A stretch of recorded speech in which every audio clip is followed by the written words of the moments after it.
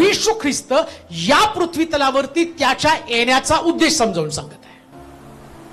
यशाच्या पुस्तकामध्ये आम्ही वाचलं, जी कर्मकांड, ज्या गोष्टी लोक वर्षानुवर्ष करत आल्या होत्या, परंतु यशा संदेष्टाला देवानं प्रगट केलं, अरे याचं मला वीट आलेलं आहे। ही ट्रेडिशन, ही परंपरा, तुम्ही यज्ञ करता, तुम्ही शब्दात पाळता, चंद्रदर्शन घेता, धूप मला सादर करता, तो या सगळ्यांची आता मला एकदम घृणा, तिरस्कार, दुसऱ्या भाषेमध्ये तो म्हणतो या गोष्टीची आता मला ओकार यायला लागलेली, कंटाळा आला या गोष्टी बघून।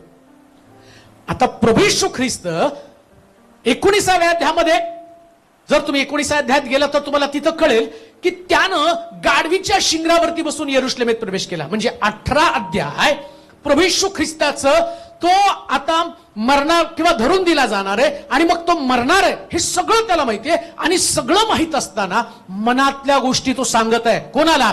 अधिकारी एक येशूकडे आला आणि अधिकाऱ्यानं विचारलेला प्रश्न अतिशय चांगला होता, आणि तो प्रश्न की त्याला सार्वकालिक जीवन म्हणजे स्वर्ग मिळाला पाहिजे।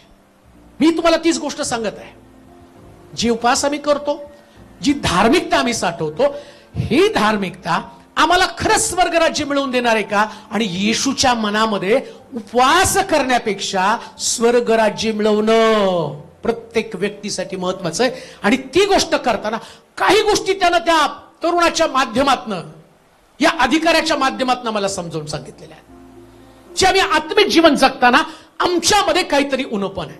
बघा, तुम्ही हे सगळं करत असताना बघा, 12 शिष्य येशूचे बरं का, त्या काळात ते 12च्या 12 जवळ होते।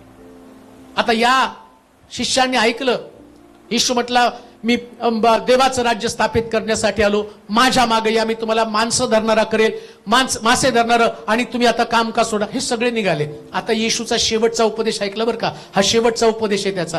आता शेवटचा उपदेश ऐकल्यावर पेत्रला मोठा प्रश्न पडला, पेत्र पेचत पडला। काय म्हटला पेत्र? खरदर? काय पेत्र म्हटलं?